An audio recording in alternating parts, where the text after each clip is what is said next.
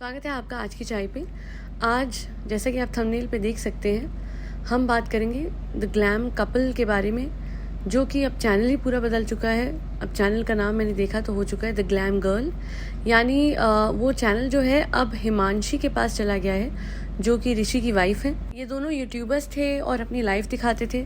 सच बोलूँ तो आज तक मैंने इनका एक भी व्लॉग नहीं देखा एक्सेप्ट फॉर द अनाउंसमेंट जो कि ऋषि ने अपने चैनल पे करी है। बीइंग ऋषि करके चैनल है, उस पर अनाउंसमेंट करी है उनके सेपरेशन की। इस वीडियो में ऋषि ने कुछ ज़्यादा नहीं बताया है, बट यही बताया है कि वो लोग सेपरेट हो रहे हैं और ये बहुत टाइम से ये बातें चल रही थी और बहुत कोशिशों के बाद, बहुत एक दूसरे को वक्त देने के बाद, परिवार वालों के इंटरवेंशन के बाद बहुत कुछ हुआ, बहुत डिस्कशंस हुए, पर एंड में जो डिफरेंसेस थे लाइफ डिसीजंस को लेके कि आगे कैसे बढ़ना है, आगे क्या करना है लाइफ में, वो दोनों के बहुत अलग थे।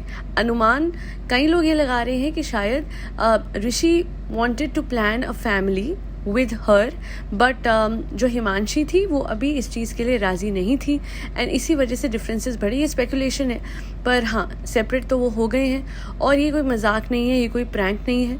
इसका कारण ये है कि दोनों का चैनल अलग हो गया और चैनल नेम चेंज हो चुका है। एक जो इतना बड़ा चैनल दोनों का साथ में चल रहा था, अब उसका नाम ग्लैम कपल से ग्लैम गर्ल हो चुका है। एंड मुझे ये नहीं पता, हो सकता है कि स्टार्टिंग से ही ये हिमांशी का ही चैनल हो और बाद में ग्लैम कपल किया हो, मुझे नहीं पता, अनुमान ही लगा रही हूँ मैं भी। पर एक चीज़ मैंने नोटिस करी है हर जगह, जब भी कोई मुझे कहता था कि आप इन पे वीडियो बनाओ, रिसेंटली जिसने भी कहा उन्होंने यही कहा है कि प्लीज़ बनाओ और दिखाओ आप ये दुनिया को कि ये जो इन्फ्लुएंसर्स होते हैं इनकी लाइफ असली में कुछ और होती है और ये दिखाते कुछ और है। और ये चीज़ जब मैंने कमेंट सेक्शन आज पढ़ा है, जो हिमांशी ने वीडियो डाला है उसका, तो उसमें भी मैं पढ़ के बड़ी हैरान हुई कि हर कोई यही लिख रहा है कि इसका मतलब सच्चाई बिल्कुल कुछ और ही थी। हम तो तुम्हें देख के बड़ा इंस्पायर होते थे, बड़ी खुश मिजाज फैमिली थी, सब कुछ अच्छा था, तो ये अचानक से क्या हो गया? इसका मतलब हमें आप लोग जो दिखाते थे वो रियलिटी नहीं थी। हमें अब कंटेंट क्रिएटर्स पे भरोसा करना, विश्वास करना कि वो सच दिखा रहे हैं, ये करना छोड़ देना चाहिए, ऐसा कई लोगों ने लिखा है। तो उससे यही पता लगता है कि ये जो फैमिली थी ये व्लॉग्स में अपने आप को कुछ और दिखा रही थी और असलियत कुछ और थी। क्योंकि अभी तक मैंने लास्ट व्लॉग्स भी जो देखे हैं, एक मैंने देखा था I guess family Vaishno Devi जा रही थी, कमेंट सेक्शन में भी सब इन लोगों को आइडलाइज करते थे। तो आज एक बात तो सिद्ध हो गई जो बहुत पहले मैंने एक पॉडकास्ट में कही थी, और वो लाइन ये थी कि हर एक कंटेंट क्रिएटर यूट्यूब पे जो व्लॉगर होते हैं वो अपने एडिटर खुद हैं। ये बिग बॉस का इनका खुद का घर है। जब कोई तीसरा एडिट करेगा आपको तो जरूरी नहीं वो अच्छा दिखाए या बुरा दिखाए, हो सकता है वो रियलिटी सामने रखे, पर जब आप अपनी सच्चाई खुद एडिट करते हो तो आप क्या करोगे? आप अपने आप को अच्छा ही दिखाओगे। कोई ही होगा जो कि इतना रॉ हो कि वो अपने आप को बुरा दिखाए। और आप सोचो कितने सारे प्रॉब्लमैटिक बिहेवियर्स उसके बावजूद दिखते हैं हमें इन व्लॉग्स में। यानी अगर ये एडिट ना हो तो आपको जो दिखेगा वो आपको पसंद नहीं आएगा, बिकॉज जो सच्चाई है वो ये है कि बिल्कुल आप ही की तरह, बिल्कुल एक नॉर्मल इंसान की तरह ये जो व्लॉगर्स हैं इनकी लाइफ में भी उतार चढ़ाव आता है। हिमांशी ने एक कमेंट भी करा है अपने रीसेंट वीडियो के नीचे कि असलियत तो ये होती है जो कि आप लोगों को नहीं दिखाई जाती, असली व्लॉग्स रियल लाइफ को नहीं दर्शाते हैं। लास्ट लाइन तो ये थी कि कैमरा में हर चीज़ परफेक्ट दिखाई जाती है, वो रियलिटी में वैसे बिल्कुल नहीं होता।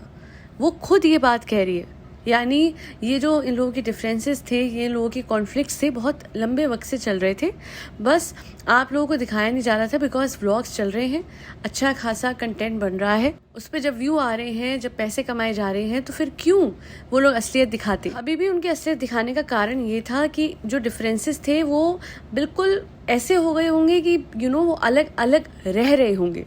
तो उस केस में तो फिर कितना भी ये लोग एडिट करते हैं, सच्चाई तो दिखनी ही थी। तो इस वजह से, हालांकि मैं फिर भी कहूँगी कि ये लोग कई लोगों से बेहतर निकले, कम से कम एक दूसरे पे मड स्लिंगिंग नहीं कर रहे हैं ऑन सोशल मीडिया। अलग हुए तो कम से कम जो अपने लड़ाई झगड़े थे वो अपने तक रखे। ऑफकोर्स इन्होंने खूब लड़ाई लड़ी होगी, हो सकता है बहुत कॉन्फ्लिक्ट हुआ हो, बट कम से कम वो पर्दे के पीछे है। इन लोगों ने अपने आप को या एक दूसरे को जग में बदनाम तो नहीं करा। अनलाइक पारस एंड स्नेहा जिन्होंने बहुत डिसअपॉइंट करा है, अपने हर वीडियो में एक नई एलिगेशन एक दूसरे के खिलाफ लेके आ जाते हैं। जो पेपर्स इन्हें कोर्ट के सामने before the honourable judiciary file करने चाहिए, वही पेपर्स वो यूट्यूब पे दिखाते हैं और अपने डाइवोर्स को भी कंटेंट बना के रख दिया है दोनों ने, जो कि बहुत गलत है। इनका बच्चा बड़े होकर इनको कहेगा कि आपके लिए मैं भी कंटेंट था क्या? बिना किसी लड़ाई झगड़े के आराम से ये कोर्ट में जाके बच्चे की कस्टडी को क्लेम कर सकते हैं। पर नहीं, जब तक ये लोग एक दूसरे को यूट्यूब पे पूरी तरह बदनाम नहीं कर देंगे ये लोग रुकने नहीं वाले। कम से कम इस मामले में हिमांशी और ऋषि ने इतना कर लिया कि अपने आप को या एक दूसरे को, इवन तो उनके तो कोई बच्चा भी नहीं है, कोई औलाद भी नहीं है, फिर भी एक दूसरे की इज्जत रखते हुए, जितना वक्त उन लोगों ने साथ गुजारा था उस ड्यूरेशन की इज्जत रखते हुए वो आगे बढ़े हैं और कुछ भी ऐसा नहीं करा जिससे आगे जाके किसी को परेशानी फेस करनी पड़े।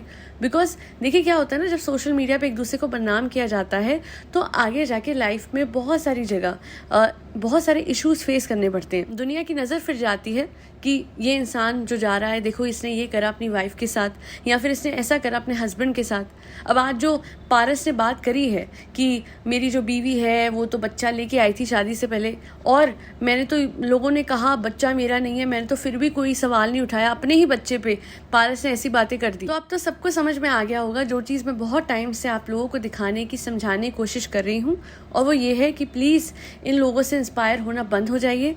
ये जो कंटेंट क्रिएटर्स हैं अच्छा गुड सब कुछ दिखा रहे हैं, they always portray themselves as saints, पर सच ये है कि ये लोग हर इंसान की तरह इम्परफेक्ट हैं और इनकी लाइफ में कोई परफेक्शन नहीं है। उतार चढ़ाव से भरी हुई जिंदगी को परफेक्ट दिखाना इनकी आदत हो गई थी। तभी तो सब हैरान हो गए कि ग्लैम कपल जैसा आइडल कपल आज उनका सेपरेशन कैसे हो सकता है। इस हद तक लोग सोचते हैं कि हो सकता है बहुत ही बड़ा कोई प्रैंक है, तो बिल्कुल कोई प्रैंक नहीं है।